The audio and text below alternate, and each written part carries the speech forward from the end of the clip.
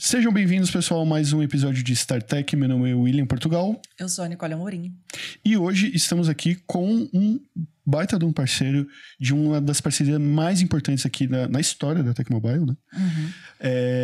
Mas antes de falar com o representante, né, desse projeto, né, vamos falar aqui também com a Priscila Guimarães, que é a nossa nova gerente executiva. A Pri, vocês já conhecem, né? Esteve aqui no nosso episódio do Customer Success, mas antes de partirmos aqui para o nosso outro convidado que nós já vamos apresentar, queria que você falasse, Pri, desse novo desafio aí agora, como que está sendo para você? Vamos lá, né? Bom, 9 anos de tech, né? Então tem um pouco de história para contar. Agora com desafios ainda maiores, né? De poder ajudar mais nas áreas operacionais, né? Então eu e o Evandro dividimos, né? Ele dividiu a tech em duas. Ele vai cuidar da parte estratégica, né? Vendas, focar em vendas, né? E eu vou cuidar da parte operacional, logística, suporte, tecnologia, manutenção, para poder dar um apoio, né? Para ele poder focar na estratégia para poder alavancar a empresa. Uhum. Sensacional. Sensacional. Publicamente aqui, parabéns. Uhum. Mais do que merecido. Uhum. E Obrigada. o que pudermos ajudar aqui da nossa parte, pode contar conosco. Quer fazer as honras de apresentar nosso...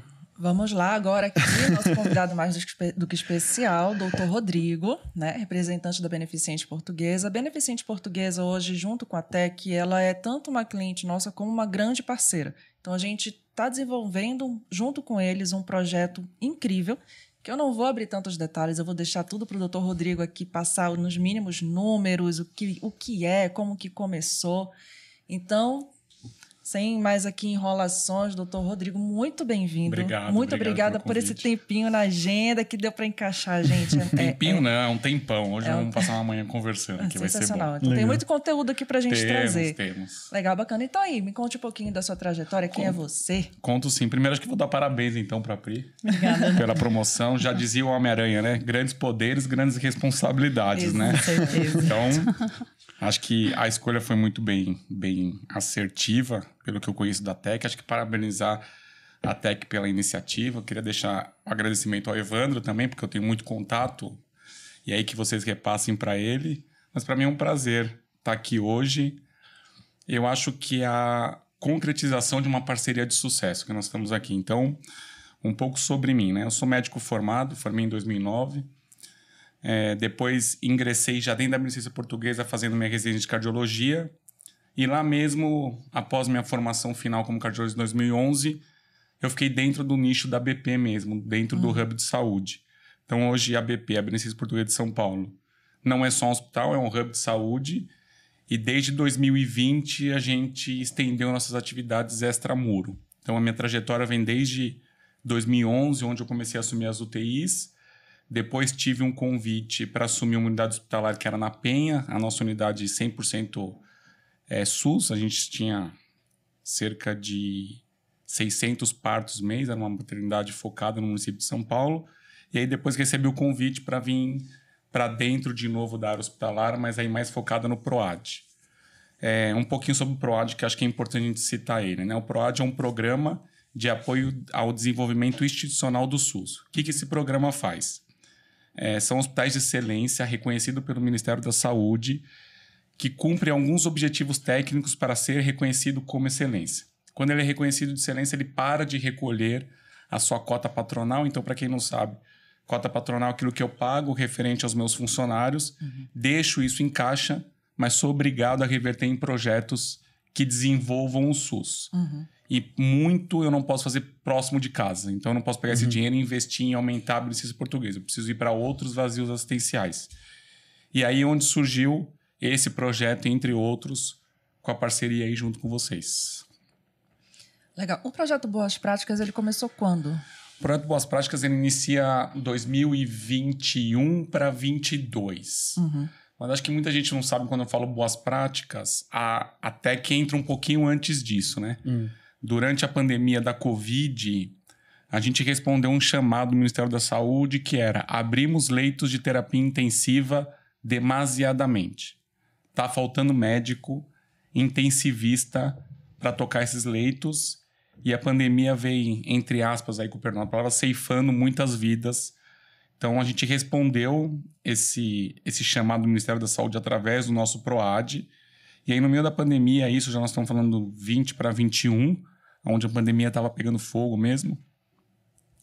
A gente precisava de um parceiro que, suprisse uma necessidade tecnológica do Ministério e nossa, que era enviar tablets para essas unidades que a gente controlava. Então, a gente controlou 20 unidades pelo país. E aí começa a minha loucura um pouco com o Evandro, porque eu brinco, a partir do momento que você abre a porta, a boiada passa inteira, né? Então, falei, Evandro, recebemos um tablet, tá tudo bom. Agora precisamos de um software que a gente consiga fazer os controles dos pacientes. Meu, Evandro super respondeu esse chamado. Sentou com a gente, vocês tinham um outro parceiro junto também, que nos apoiou no desenvolvimento dessa ferramenta. Nós queríamos um questionário eletrônico, uma visita que o hospital que recebia o projeto recebia um PDF no final com todos os to-dos para fazer nos dias seguintes. E aí depois vem um outro chamado. Evandro, há risco de sumirem os laptops. E aí, não, doutor, vamos atrás de um carrinho, então, para segurar essa parte aí dos tablets, né, que poderiam ser subtraídos. Boa notícia, das 20 unidades, nenhuma unidade teve subtração. Acho que muito dedicado à Tecmobile, que ficou sempre preocupada. Os tablets tinham rastreamento, GPS, a gente sabia tudo que estava sendo feito. Acho que o Evandro foi super inovador nisso, a gente sabia quando o tablet estava ligado, desligado. Então, acho que, 100%. E aí, sempre com feedback. O pessoal, a Tecmobile e o Evandro sempre foram muito abertos. Doutor, se tá ruim, nos diga. Se precisa melhorar, nos diga. Nos elogios, nos diga mesmo. Então, quando a pandemia termina, começa a perder a força aí para 21, 22, vem a necessidade dos pacientes começarem a infartar. Isso é um outro problema público de saúde declarado. E aí o PROAD também responde, mas isso já era um projeto que já vinha desde 2007, 2008 com o HCOR, e a BP entra forte aí em 22, quando eu recorro de novo à Tecmobile e falo, agora o desafio é maior. São 150 UPAs que a gente vai tutorar e eu preciso de 150. Notebooks, 150 aparelhos de internet. Até lembro o Evandro, falou, doutor do céu, de 15 nós vamos para 150? Falei, Evandro, nós vamos para 150. Doutor, você me dá um tempinho para pensar? Aí eu brinco com ele, eu falei, preciso para amanhã. Falei, não, Evandro, dá um tempo para a gente pensar. Impressionante como a Tecmobile respondeu ao chamado. Algumas partes que vale a pena a gente citar aqui, bom que a Pri está aqui também, que pôde participar um pouco da história, aí, não sei se direto ou indiretamente. A gente tinha outro parceiro, então a gente nem sabia se o sistema ia casar. E a Tec sempre muito parceira. Vai casar, vai dar certo. Tinha um problema de logística. A gente precisa disparar essa logística. Então a Tec se preparou para essa logística. A Tecmobile se preparou para essa logística. Fizemos um grande aparato de transporte, de seguro, porque isso quebra, isso não conecta. Aí o Evandro deu a solução. Doutor, vamos botar um suporte 24/7? A gente consegue atender vocês através do número. Então, hoje a UPA consegue ligar o pessoal da Tec para falar, o computador travou, a gente não está conseguindo configurar a impressora. Aí vocês abrem um ticket e resolve. E a parceria vem até hoje dando um sucesso. Eu acho que de grandes números vamos passar aqui, só para vocês terem uma ideia, a gente já passou de 1,5 milhões de laudos laudados. Então, é um equipamento que funciona 24 horas, 7 dias por semana, todos os dias da semana. E não tive um problema com a Tec. Não é porque eu tô aqui sentado que nós estamos falando da Tec, porque eu já sentei mesmo com o Evandro, que eu já falei mal dos outros parceiros, mas em nenhum momento a Tec deixou a desejar. E o Evandro, eu acho que ele é um cara louco que nem eu, porque eu dou uma loucura pra ele, ele vai e abraça, né? Não acho, tenho certeza. A Tec toda sabe disso, a gente engata nas loucuras. A gente brinca que lá na Tec, um mês são 6 meses de vida de cachorro. Porque as coisas são loucas lá. A gente muda, é justamente isso. Toda hora atualizando, pegando projeto. Não, bora adaptar, bora tentar resolver. Então, assim, é isso. Não acho, tenho certeza então, que tá sacramentado aqui no podcast aqui. Tá. Doutor Rodrigo, eu queria até saber. A gente tem 150 UPAs espalhadas em todo o Brasil, né? E aí, comentando justamente sobre essa questão de logística, que a Tec conseguiu, né, dar esse suporte, qual é a localidade que a gente teria mais dificuldade, que vocês encontraram um desafio maior? seja a internet, seja conseguir encaminhar, ou até mesmo os profissionais de lá conseguirem receber o carrinho, todo um material enfim, né? Eu sei que a parte de programação, né, toda a configuração do equipamento é a Tec que já manda tudo inteiro, o carrinho todo montado, mas aí em relação a isso, né, essa dificuldade e localidade. Eu acho que a localidade não foge muito do que o IBGE já diz hoje, né? Acho que as regiões norte e nordeste são as mais afetadas de carência, tanto assistencial como operacional. Uns meses atrás eu pude participar daquele congresso do Futuricom, que é o maior congresso de comunicação que tem, e aí eu liguei por Evandro desesperado. Falei, Evandro, eu preciso de um mapa Brasil que fale de cobertura 3G, 4G e 5G. Porque não adianta mandar 5G para uma região do norte Sim. que não tem 5G, não vai funcionar, ele vai ficar procurando sinal e não vai dar certo. Então, acho que a região norte e nordeste é o que mais peca de assistência. Acho que podemos reforçar o esforço ministerial em tentar levar a fibra ótica para todo lugar, cobertura via satélite, mas supre de necessidade operacional. Agora, se a gente for pensar em suporte assistencial, eu acho que não há diferença. A gente encontra falhas de assistência desde o mais envolvido até o que está em desenvolvimento. A grande questão é quanto eles querem melhorar na sua entrega, na sua qualidade assistencial. Então, acho que isso faz total diferença. E aí você tocou já, né, num assunto que eu acho super nevrálgico do projeto, que é assim, nós tivemos que mandar carrinho junto. A gente não mandou só um computador, um notebook, que era botar numa caixa, já tá tudo certinho. O mouse fica aqui, dividido por outro pallet que fica aqui. Aí, de repente, eu vim com uma loucura pro Evandro. Falei, Evandro, agora eu preciso de 150 carrinhos, que eles vão ficar na altura do paciente. Precisa ser tudo conectado e anti-roubo, anti-furto, né? Então, vamos pensar o que nós vamos fazer. E aí, vocês vieram com a solução que até hoje está implementada. Acho que vocês conseguiram essa solução estender para outros parceiros que fazem parte do projeto, porque é isso. Acho que a inovação ela faz parte da entrega. A gente só faz um meio, né? Ninguém senta por trás e fala, putz, como foi difícil tocar essa operação. E aí como que eu vou mandar o carrinho para o interior do Amazonas, que para chegar lá eu preciso de 3 horas de barco. A nossa UPA mais distante são 4 dias de barco subindo. Então, você imagina como esse equipamento já andou de barco. A gente pode falar que o carrinho andou de barco, né? Então, acho que esses são os diferenciais que alcançar o vazio assistencial. Nosso grande sonho era só faltar chegar para o Evandro e falar, Wander, aluga um helicóptero e vai jogando. Isso aí abre o paraquedinho e vai descendo, né? Mas em nenhum momento foi refutada a ideia, sempre comprando, sempre foi, acho que foi um grande parceiro. Acho que vocês têm um time muito robusto que faz essas entregas, que só fazem jus ao nome aí da Tecmobile, que entrega soluções para a gente. Eu queria voltar um pouquinho, quando o senhor disse que tinha outros parceiros envolvidos no projeto da BP.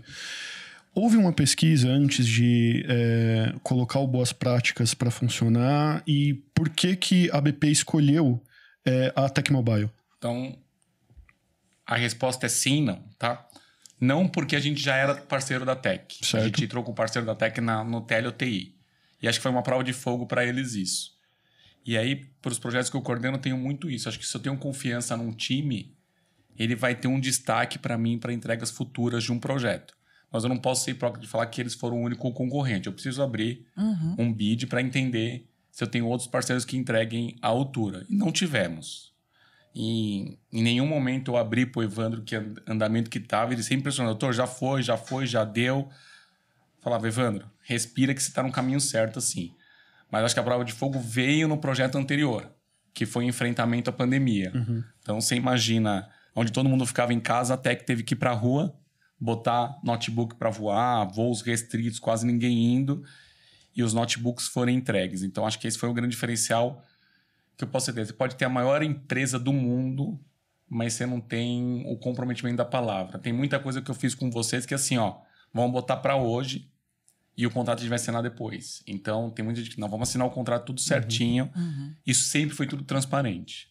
Como eu presto contas, eu estou falando de quase 300 milhões, 100 milhões por ano que eu tenho para gastar de imunidade fiscal, tem um órgão que é o Ministério da Saúde que me fiscaliza. Então, eu não posso pegar uma empresa na esquina e falar isso que vai acontecer. Então, tem toda uma listagem, a gente briga que puxa a capivara de todas as empresas, inclusive da BP, para trazer a melhor assistência. Mas eu acho que é o comprometimento na entrega. Tudo que foi comprometido, falado e coisas que não deram certo. Eu sempre tinha ligação de vocês falar, doutor, isso aqui nós vamos atrasar uma semana porque a gente teve um erro de percurso. Sempre foi. Agora, quando isso não acontece, acho que a confiança perde. Acho que a base da estrutura é a confiança. Que nem vocês respondem até hoje a vários chamados nossos que estão dentro do segmento de vocês, ou para fora, ou para palestras. Eu acho que quando eu recebi esse convite, eu não poderia falar não e nem ia falar não. Então, acho que é a confiança. Se não tivesse a confiança, acho que não estaria nem tendo podcast hoje, a gente não estaria nem conversando. Sim. Acho que é sobre isso. Eu também queria que não fosse sobre mim. Aqui tem a parte que uma gerente executiva que acho que mereceu estar aqui. Acho que poderíamos enfrentá-las com uma pergunta. Porque a gente soa respondendo aqui. Eu respiro um pouco. Exato. Não, eu ia até puxar exatamente isso. Porque assim, além do comprometimento que a gente tem com vocês, eu acho que até que ela abraça muito propósitos. E a gente faz com que toda a Tec trabalhe e sue esse propósito, entendeu? Aí, gente, falando sobre essa época da pandemia. A época da pandemia na Tec, o Evandro já contou pra gente, e é isso que eu quero agora puxar a Pri para trocar uma ideia sobre isso, mas também foi uma época com um desafio assim, gigantesco. Foi uma época que a gente descobriu que dava para a gente conseguir manter um negócio, porque, gente, pandemia, a gente fala de todas as empresas fechando, todos os profissionais que trabalhavam presencial indo para casa ou então sendo demitidos. Então, assim, foi uma coisa assim de louco. E a gente conseguiu até se reerguer nessa época, né? A gente conseguiu ver ali um ponto que, gente, dá para a gente ajudar nisso daqui. Aí tem duas coisas que eu queria perguntar. Uma, voltar para aquilo que a gente comentou sobre a utilização dos tablets, tá?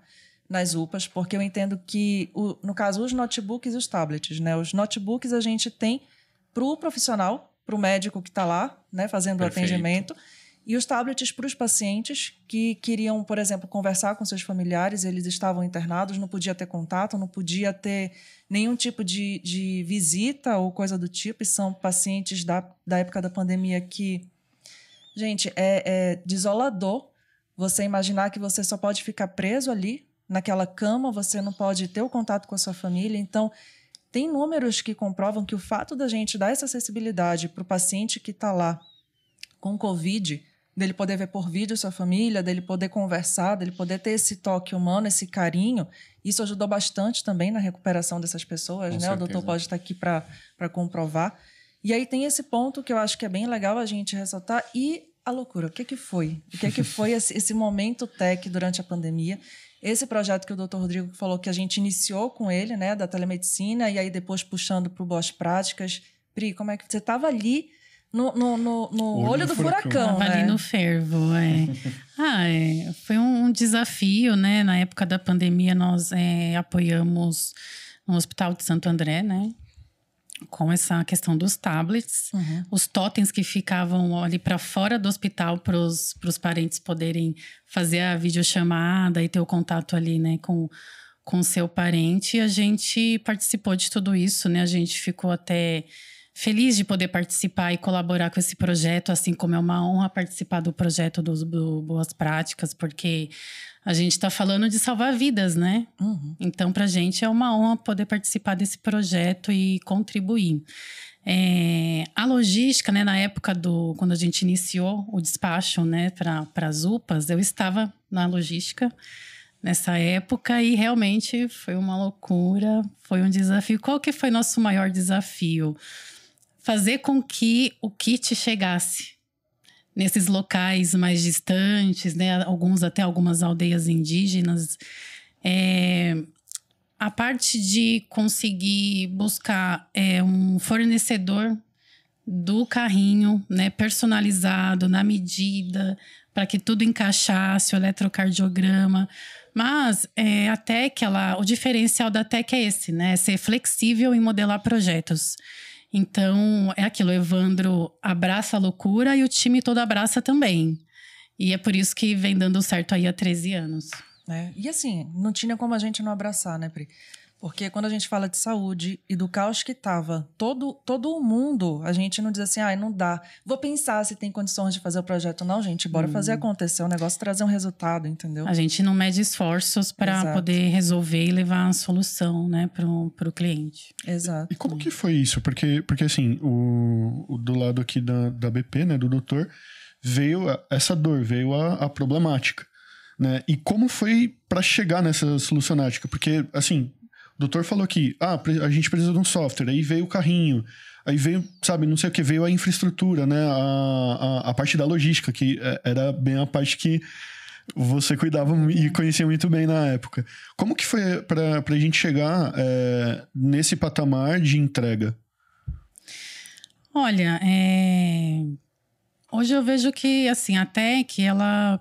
Pra gente não é um problema. Uhum. Pra gente isso nunca é um problema, né? Na verdade, a gente gosta de problemas porque a gente sempre acha a solução. É né? um Porque desafio que a gente evolui e traz novas soluções. Exato. Né? Então, todo mundo coloca ali seu coração, seu esforço. Todo mundo acredita no propósito, né?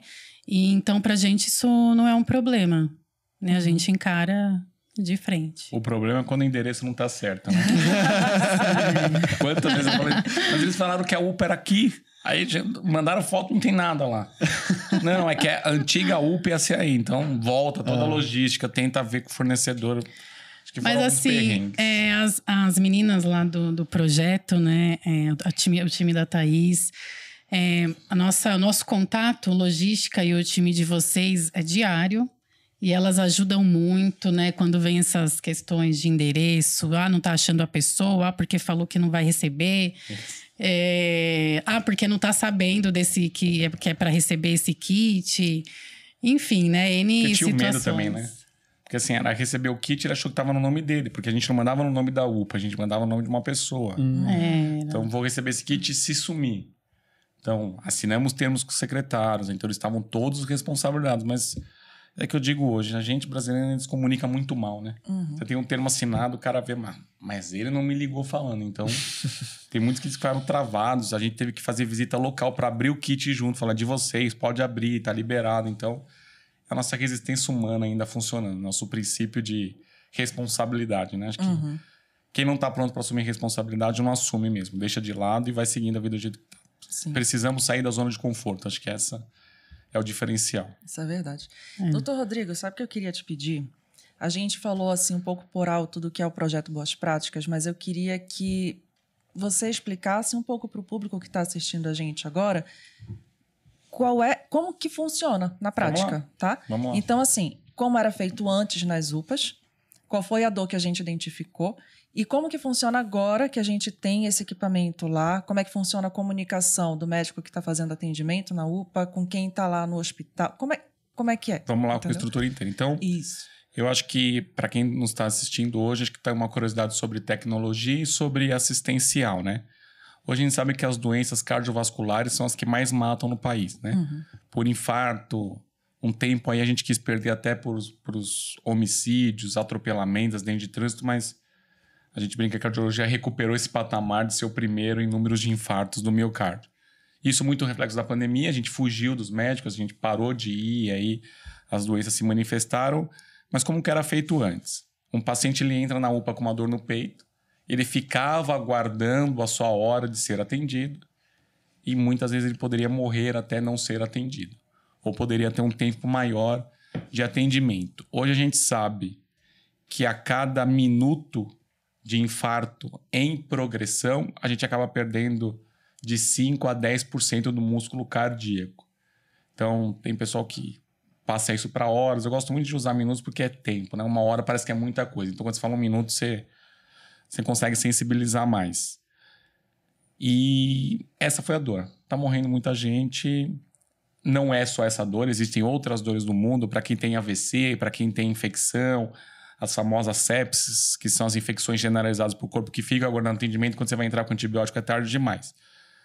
Mas a dor era responder a esse objetivo. Então, quando a gente trouxe a solução, já havia uma solução em andamento com o outro hospital de excelência, que é o HCOR. A gente resolveu trazer tecnologia para esse sistema. Então, com a tecnologia, a gente mandou um notebook, porque através dele ele liga no nosso outro parceiro de soluções de eletrocardiograma. Automaticamente, na hora que ele faz o exame, o computador já transmite em tempo real para uma estação montada por vocês, para a gente lá na Beneficência Portuguesa, na Frei Caneca. E aí deixa o convite depois para quem quiser conhecer. A gente tem alguns vídeos aí na internet, que vocês também já puseram algumas coisas aí nas redes sociais de vocês. E vai estar também aqui na descrição do vídeo, quando derem uma olhada, tudo que vocês quiserem descobrir também sobre a AVP, vai estar tudo lá. Já apareceu aqui, ó, em algum lugar. Isso que é bom no podcast. Uma vez eu fui num podcast que falei, vai aparecer aqui. Aí o cara falou, doutor, não, é pro outro lado. Aí eu falei, vai aparecer aqui. Aí quando eu fui ver o vídeo, ele apareceu lá. Do outro lado. Mas aparecer aqui. Deixa o pessoal que tá aqui na retaguarda, eles cuidam, é melhor fazer isso aqui, vai aparecer por aqui. Exato. Mas aí transmite tempo real pra gente. A gente tem 4 médicos de plantão durante o dia. E isso foi progressivo, tá? A gente começou com 2, porque a gente no começo era 100 eletros por dia. Depois aumentou para 200. Hoje a gente faz quase 1.000 eletros por mês. Nossa. Nas 24 horas. Os médicos precisam laudar esse eletro em até 10 minutos. Porque hoje a gente sabe que essa é a curva de atendimento correta. Então, o paciente chegou com dor no peito na UPA, ele passa pela triagem de enfermagem, ele é classificado, ele faz o eletro, é enviado para a gente dá o resultado e entra em contato com a UPA. E a gente precisa melhorar essa cadeia. Por quê? A gente precisa quebrar um grande mito que é paciente com dor no peito, ele precisa furar qualquer fila. Independente se a dor dele é real ou não, tá? Essa é uma fila que a gente precisa furar. O paciente que perde o movimento subitamente das mãos, das pernas, a boca fica torta, ele precisa passar na frente de todo mundo que está esperando. O paciente que ele está com febre há mais de 3 dias que não cessa, ele precisa passar na frente dos que estão esperando. E o paciente vítima de acidente de trânsito, qualquer outra coisa, ele precisa passar na frente de todo mundo. E é isso um mito que a gente precisa quebrar. É passar na frente do idoso, do extremo idoso, dos pacientes com problemas não aparentes, dos autistas, ele precisa passar na frente. Esses outros vão estar assistidos. Mas o tempo de atendimento deles pode esperar. E posso estar errado também que não pode, aí é uma outra coisa do sistema classificando. Mas a partir do momento que ele passa na frente, ele ganha um alerta, eu já quebrei um tempo dele. Porque um paciente com dor no peito hoje, ele tem que ser minimamente classificado como laranja, dentro de uma classificação de risco que vai de branco, azul, verde, amarelo, laranja e vermelho. Então, se ele é laranja, ele tem 15 minutos para ser atendido. Você imagina se ele entra num fluxo que ele cai no meio do bolsão de uma UPA, com todo mundo, ele vai ser perdido lá e vai passar esses 15 minutos. Então, na hora que ele passa na frente, ele automaticamente, o sistema de solução de eletrocardiograma já identifica que ele é um paciente, o enfermeiro da UPA já insere algumas informações básicas no computador e esse eletro já é transmitido automaticamente, independente da ação humana do outro lado. Ele entende que foi feito um eletro e ele já manda. A gente recebe a nossa central, tem uma inteligência artificial por trás que já tria o que ele acha que é normal ou não, mas isso não superestima a avaliação médica. O médico já avalia. Identificou que o eletro está alterado. Ele faz uma chamada de vídeo por Teams, através de uma solução que vocês ofertaram também. Então, vocês fizeram aquisição de quase 200 e poucas licenças de Teams pra gente. Porque todo mundo acha Teams é fácil, Teams é fácil, e a gente achou que era isso, né? Quando nós pegamos o notebook com vocês, nós falamos, cadê o Teams? não, mas peraí, vocês pediram o notebook. Então agora eu preciso do pacote Windows. Aí foi aquela loucura. Então vai atrás do Windows, carrega tudo que tem, a gente precisa fazer. E aí, fazer só o Teams não é só o Teams. Cada um precisa ter um e-mail específico, então a gente precisa criar um e-mail, não pode ser o e-mail da UPA. Então a Tecmobile veio suportando tudo isso, cada UPA é numerada para ter seu acesso ao Teams. A gente liga e muitas das vezes hoje a gente fala com o enfermeiro antes mesmo do médico avaliar esse paciente. Então quando a gente liga, eu queria falar sobre o eletro do fulano tal. O médico do doutor fala, mas eu nem examinei ele. A gente já responde. Mas a gente já identificou que ele está com o eletro alterado. Ele precisa da sua avaliação imediata. E aí é muito legal quando isso acontece. Porque, assim, nosso primeiro medo é o medo do médico. O que esse moleque de 20 e poucos anos do outro lado, que acabou de se formar, acha que tem coisa que não sabe? E tem. Então a gente precisa... Tem gente que desliga o telefone. Fala, não quero falar com vocês. A gente vai respeitar a decisão e vamos mudar a cultura, né? Eu sempre brinco que a gente só muda a cultura com uma estratégia muito boa, né? Porque... a cultura come a estratégia de café da manhã, eu brinco sempre. Ainda, a gente não fizer sempre a mesma coisa, uma hora vai voltar a ser o que sempre foi. E tem casos que o próprio médico do outro lado chega pra gente e falou, tenho medo de fazer. Então a gente fala, liga a câmera aí, que nós vamos estar com você o tempo inteiro. Tá? E aí eu vou deixar em algum lugar aqui também relatos de casos que a gente já saiu, já teve publicação em Folha de São Paulo, tudo isso sobre as nossas interações do projeto. E é isso, a gente tem visto que a gente, desde o começo, a gente sempre cumpre os 10 minutos. A gente está vendo uma curva de mortalidade diminuir. A gente faz um segmento desse paciente ainda. E aí, quem sabe, no próximo triênio, já deixo o spoiler aí, como que nós vamos acompanhar tecnologicamente esse paciente, né? Porque o interessante é, depois que a gente faz o diagnóstico, ele vai para um hospital de referência, a gente não interfere nesse hospital de referência, é a rede que tem a sua interlocução, mas o ideal é a gente acompanhar ele 48 horas pós-alta, 30 dias, 60, 90, 180, 360, porque ele precisa voltar para a sociedade. Ele é um indivíduo socialmente contribuinte, né? Ele precisa voltar, porque você imagina ele incapacitado. Ele vai utilizar a verba pública da sua incapacidade, não que ele não mereça, mas se ele estiver contribuindo para a sociedade, ele traz uma vida melhor para ele se sente socialmente útil dentro de uma sociedade que nos molda dentro de um jeito. Então, nossa intenção é essa. Agora é como, né? Como que a gente faz tudo isso? Soluções a gente tem de monte, mas a gente também tem uma LGPD aí que nós precisamos seguir, não podemos ignorar, porque ela rege alguns padrões de anonimato, de tudo isso. Mas a minha intenção, e eu sempre converso com a Thaís, com a Camila, que é a nossa gerente de projetos hoje de carteira, minha par hoje, que é como que eu vou seguir? Porque fazer por fazer a gente já faz. Como que eu sei que deu certo isso no futuro? E aí eu tive o prazer de ter vocês também como parceiro no Congresso Brasileiro de Cardiologia, que foi realizado agora em setembro, outubro. O Evandro ficou lá boa parte do tempo. E o meu questionamento sempre foi esse, né? Será que não está na hora de soltar um grande estudo publicado com evidência científica de como isso está alterando a vida? Como isso vira uma política pública? Eu acho que em breve vai virar uma política pública, né? E a outra questão que eu deixo para a gente pensar no futuro, e quem está aí assistindo a gente pensa eu mando um aparelho de eletrocardiograma junto com o notebook para um município. Ele está preparado para continuar com esse notebook depois? Já entrou na previsão orçamentária dele em algum momento que ele vai ter que ter manutenção? Porque hoje a manutenção é 100% nossa. Quando tem um problema, eu aciono vocês, né? Vocês fazem a substituição, tentam entrar remotamente. Mas até quando e quanto esse município vai estar apto para receber essa tecnologia? Uma hora essa tecnologia vai vencer, ele vai precisar atualizar. E eu sempre digo que a gente não pode ter projetos infinitos. Ele precisa ter começo e fim. Sim. Porque vão vir outras demandas. Se eu ficar sempre no mesmo projeto, que benefício eu estou trazendo, né? Então, ou a gente desenvolve uma política pública em telesaúde, eu acho que, independente de partido político aqui, eu estou falando que acho que a gente precisa de uma saúde pública digital. Eu acho que hoje o atual governo vem fazendo isso através da Secretaria de Saúde Digital. A gente recebe o nosso aplicativo, né? Ó, a vacinação está disponível, mutirão. Eu acho que é uma evolução. Pode ser que outro governo faça coisas mais revolucionárias do que esse que já fez. Então, a gente precisa acompanhar isso.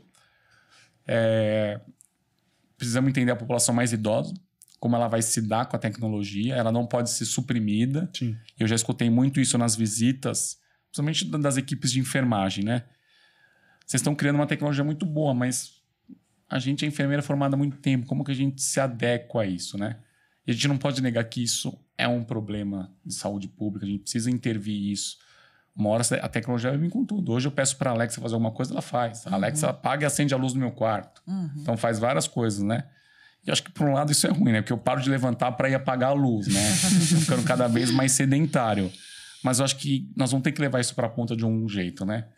Quem sabe ter uma Alexa que vai triar, ter uma Siri que vai triar. Se eu esqueci algum nome de uma inteligência artificial, você me fala aí para o pessoal não ficar bravo aí, que eu estou puxando o saco. Mas é o que eu mais escuto, né? Mas a gente precisa... Como que a tecnologia vai intervir? Sim. Então, hoje todo mundo tem um relógio. Será que o relógio não vai ter uma comunicação distante? E eu vibro muito. Trabalhei 5 anos na área de atendimento pré-hospitalar no SAMU de São Paulo. Eu vibro muito quando eu vejo tecnologia salvando vida, né? Então, já tive vários casos que eu li no Brasil, ainda não tive a oportunidade de acompanhar nenhuma, mas que a pessoa bateu o carro e o relógio mandou uma comunicação para uma central de urgência e foram socorrer aquela pessoa. Por que isso não pode acontecer para o paciente que está com infarto, que perde a força motora, que começa a falar enrolado? Eu acho que tudo isso são sinais de alerta. A gente perde muita vida em casa que poderia ser suprimida aí com o uso de tecnologia artificial, inteligência artificial. identificação precoce dos fatores de risco, acho que a gente precisa pensar, eu acho que vocês aí da Tec como soluções inovadoras e a gente aqui como área assistencial do que pode ser aplicado. Não a gente falar que vamos dar um dispositivo eletrônico para cada cidadão brasileiro, que isso não é a realidade. Sim. Mas como que minimamente a gente vai alcançar um núcleo mais vazio, um vazio assistencial. E é isso que a BP vem num propósito, é uma saúde de um para todos e todos para um, né? Então, acho que a gente precisa valorizar e precisa ter parceiros que valorizem não só vender equipamentos. Sim. Eu acho que tem um propósito por trás. E às vezes são tecnologias, como o senhor mesmo deu exemplo aí, já existem, já funcionam, né? Às vezes é questão de ter uma estratégia de como, né, você fazer um ecossistema para funcionar. Com certeza. O senhor falou de vidas salvas e de que a curva ela deu uma baixada.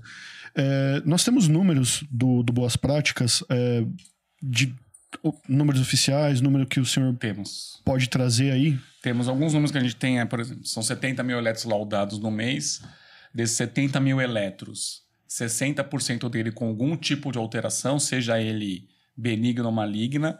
Desses 60% de alteração, então nós estamos falando um pouco mais aí de 35 mil eletros. 50% dele com alterações com risco à saúde de morte iminente.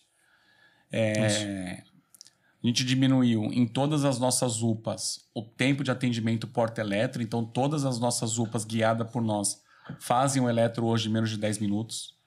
E tem o primeiro atendimento médico em menos de 60 minutos, que é o que preconiza. Então, a gente está, de algum jeito, salvando vidas e diminuindo o impacto. De números absolutos, aí a gente tinha uma mortalidade estimada de 10 pacientes que entravam na UPA. 7 saíam com sequelas. Hoje nós estamos falando de 1 ou 2 pacientes com sequela inerente mesmo ao tratamento. Nossa. E aí eu digo que a culpa não é da UPA, é de um sistema como um todo. Porque de vez em quando eu peço a vaga para o hospital, não vai ter. Então não é só trabalhar com a UPA.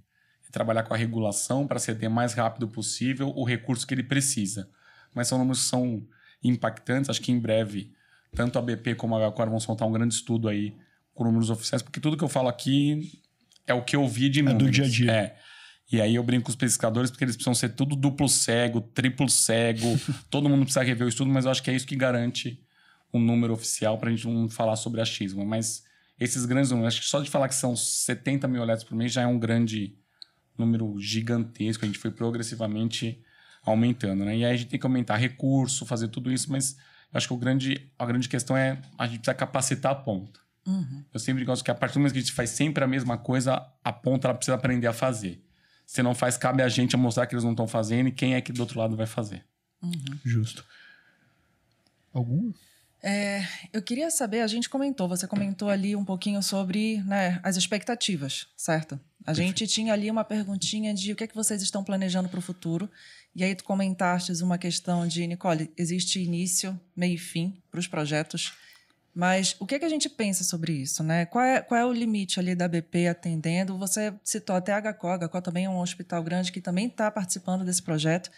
E aí, o que é esse limite? Bateu um nervoso, coração rosto batidas. O que é esse limite exatamente? Só para a gente entender. Eu acho que o limite é o que a população precisa. De vez em quando a gente cria estratégias que não pode ser um sintoma da população. Então não adianta eu criar um projeto. Vou dar um exemplo esdrúxulo aqui, depois a gente vê se vamos colocar ou não, né? Mas eu acho que tem que ir. Não adianta fazer um projeto que vai fazer implante capilar para todo mundo. Que esse não é um problema que mata, né? É um problema que pode gerar incômodo, gerar aparência, mas enquanto isso eu tenho pessoas de outro tipo morrendo. Então as nossas discussões hoje com todos os nossos parceiros de órgãos, entidades públicas, será que a gente não tem que escutar a ponta, inverter a pirâmide, não ser um top-down, ser um down-top, né? Então, o que a base está precisando para a gente entregar o que eles estão precisando? Então, a gente precisa escutar muito a sociedade para ver se está no sentido o que a gente está fazendo, né? Então, acho que é isso. Eu acho que o Boas Práticas ele tem uma vida longa pela frente, acho que tem uma transição e uma transferência de tecnologia que em algum momento vai ter que acontecer, porque o dinheiro é finito, né? Ele não é infinito. Bom fosse infinito, mas não é. Então, em algum momento, o município vai ter que assumir isso para a gente colocar outras coisas em práticas. Mas a gente sabe que tem gente morrendo de derrame, de AVC, tem gente morrendo de infecções, tem bebês nascendo com anomalias que a gente precisa tratar, com cardiopatias congênitas. A gente, de algum jeito, a gente precisa apoiar o Ministério em suas pautas, que ele faz bem, tá? Eu não sou contra, em nenhum motivo, os nossos comandantes do Ministério que tocam. É um incêndio atrás do outro que eles apagam, então a gente precisa sempre responder, e eu acho que é um pouco nosso de sociedade, né? O que fazer para ajudar? Tem um perfil do Instagram que eu sigo, que é sobre cachorro, tá? Sobre cachorro que tem a ver... Mas esse perfil, ele sempre doa R$10 para alguém que está precisando. Porque ele tem vários cachorros em casa. Depois nem sei se pode, né? Qualquer coisa, bota aí o perfil dele para vocês seguirem aí, para vocês verem. Mas é um grande amigo meu, e ele fala, R$10 não vai mudar o meu eu hoje. Mas imagina se cada um receber esses R$10, como ele está ajudando um outro cachorro na ponta. Então, a gente tem várias situações, né? A gente está trabalhando aqui pela causa humana, ele está trazendo pela causa animal.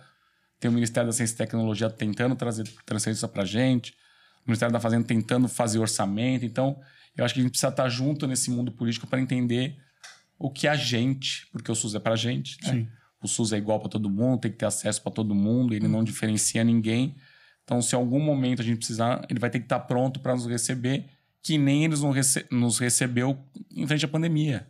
O SUS hoje é um exemplo de política de saúde pública, né? Veja na vacinação, quantos países esperaram a gente iniciar o nosso programa de vacinação para copiar. Nós estamos falando de grandes países. Estamos falando de países europeus que falam, vamos esperar o Brasil iniciar o programa de vacinação para ver como que eles fazem tudo isso. Então, acho que o SUS é um patrimônio, a gente precisa brigar com ele. Eu brigo. Eu sou um cara entusiasta do SUS. Eu uso o SUS porque eu acredito, porque eu trabalho em causa disso. E quanto mais gente eu trago para o SUS, eu fico feliz. Então, eu já trouxe a TEC para o SUS, eu trouxe o nosso parceiro de eletro para o SUS, e eu estou falando que não é dar dinheiro para o SUS. Eu acho que o SUS ele consegue de outras formas, mas é trazer as ferramentas. Sim. E aí deixa até para você a pergunta, né? Como transferir essa tecnologia para eles depois com menor impacto, né?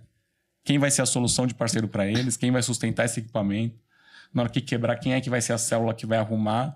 Porque a gente precisa... Eu brinco que a gente vive em colônia e o nosso iceberg está sempre derretendo, né? Deixa essa leitura de livro para vocês aí.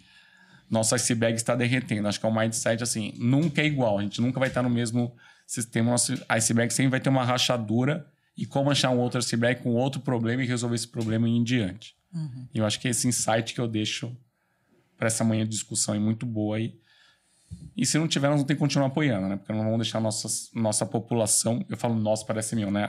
A gente não vai nos deixar na mão, né? Seria contraditório fazer isso. Mas eu defendo. Se eu vejo alguém falando mal do SUS, eu escuto, eu dou aquela digerida, de vez em quando eu apoio, de vez em quando... Mas a gente, ao invés de criticar, tem que botar o chapéu do outro, entender de que peso ele está carregando, o que a gente pode contribuir. Ele está trazendo, sim. Com certeza, com certeza. Pri, eu adorei aqui o ponto que ele trouxe ali, aquela interrogação um pouco atrás da orelha. O que você acha? Qual que é a tua visão sobre isso? Eu acho que você encontrar pessoas, né, um grupo que possa pensar mais assim, né? Eu acho que a união faz a força, né? Então, a gente está falando de SUS... Então, são pessoas que precisam realmente... A gente precisa se doar, né? Não só pensar em vender, em lucrar, mas doar um pouco, né? O exemplo que você deu dos R$10. Cada um doando um pouco, da forma que pode, vai conseguir atingir lá na ponta de uma forma que realmente vai ajudar, né? Que vai colaborar. Pode ser um centavo. Sim. Né? A gente pode falar em doar dinheiro e doar tempo.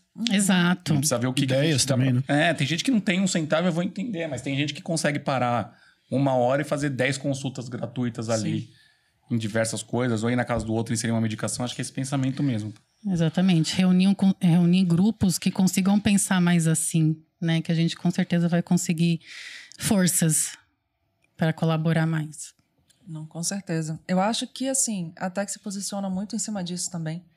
Eu acho que até que ela vai muito além de dialogar, a gente representa, a gente toma as dores, a gente tenta fazer por onde.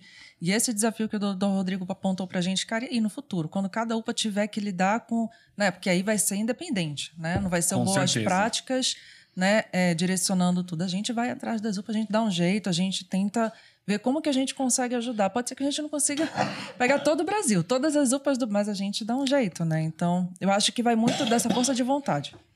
Se pegar uma, já tá bom, né? É isso. Exato. Se a gente conseguir pelo menos uma boa vontade ali pra gente... Uma boa ação que a gente consiga já executar, botar em prática, já funciona. E faz muito isso que você falou. O sentido é você ter mais pessoas que estão com essa mesma finalidade, que têm essa mesma ideia, o mesmo propósito, e a gente tem que estar junto. Eu concordo plenamente. Eu acho sensacional assim, essa conversa. Gente, eu sou marqueteira. Eu me emociono, assim, eu penso muito pela parte do, cara, não é um produto, não é um projeto, são as vidas, é a gente tentando fazer com que gente, o SUS, ele é como você falou, reconhecido mundialmente.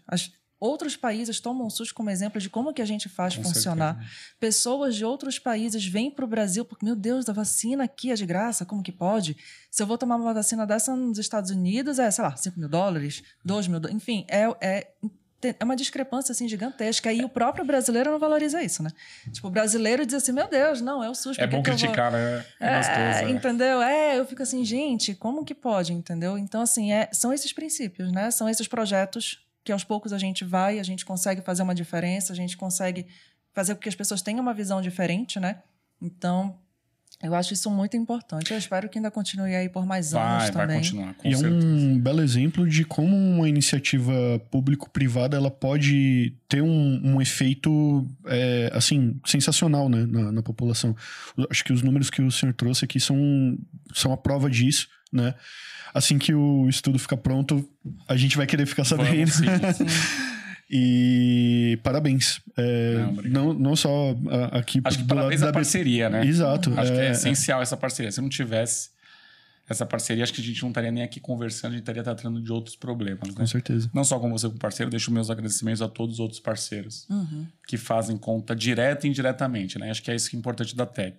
O Evandro me falou um dia que eles reúnem todo o time para passar as boas ações. Então, eu deixo meus cumprimentos desde a pessoa que me recebeu da primeira vez e abriu o portão para poder subir no prédio até o Evandro. Eu acho que ali começou uma boa recepção. Todos que já passaram, todos que já estão aí no time da TEC, eu acho que de alguma forma vocês contribuíram e ajudam, assim. Não tem palavras, assim. Por que a TEC hoje acompanha a gente no Congresso de Cardiologia de São Paulo? Por que acompanha no Congresso Brasil de Cardiologia? É a área da TEC, não é, mas tem um propósito de entregar saúde. Vocês participaram com a gente no simpósio, vocês falaram sobre a solução, médicos foram atrás de vocês da solução. Eu acho que é isso. Tem um sistema público que precisa da gente, tem um sistema privado que também precisa de soluções tecnológicas com parceiros de confiança. Uma portinha vai um cafezinho. Eu sempre brinco que uma boa conversa é um café e um protetor gástrico, né? Porque de tanto café que você toma, acaba irritando o estômago, né? Na terminologia médica. Então, sempre vai indo para ter essas boas conversas. Uma hora você vai encaixar a conversa boa que vai trazer resultado. Então, acho que essa palavra que eu deixo, eu vou pedir só pro pessoal da edição, toda vez que ele falou senhor, põe aquele pi, como se fosse um xingamento. Não, muito bom, muito bom. Eu não ia falar nada, né? Mas tipo, não, é o senhor. Então, doutor Rodrigo, gente, eu sou do norte, eu sou de Belém do Pará. Quando ele comentou sobre a dificuldade de o equipamento passar em barco... Gente, lá no Pará, eu sou de Belém do Pará, a gente fala popopô. Os barcos lá são popopôs. Então, são 12 horas, às vezes, para você sair da capital para ir para um município ribeirinho. E é exatamente o que ele falou. Você chega lá, é mato. Você não tem estrutura, você não tem as pessoas para conseguir trabalhar, às vezes, o equipamento. Então, eles ficam, meu Deus do céu, o que é isso que está chegando aqui agora? É um bicho de 7 cabeças. Mas Belém do Pará é bom, né? Porque quando eu vou para lá, eu vou tomar o tacacá, vou sentir o repá. Sim. Então, quando eu fui para Belém do Pará, eu fiquei 2 dias a mais que eu falei, não, eu vou fazer o circuito Joelma, que eu vou todos os lugares que ela falou, eu vou visitar. Mas é muito isso. E o Nordeste me encanta, assim, o Nordeste, porque, assim, as terminologias são totalmente diferentes lá. Então, eles falam muito internamento. E fala, meu Deus, o que é esse internamento que eles estão falando? O paciente já está internado, gente. Então, é tu, entendeu? Tá certo? Tá certo?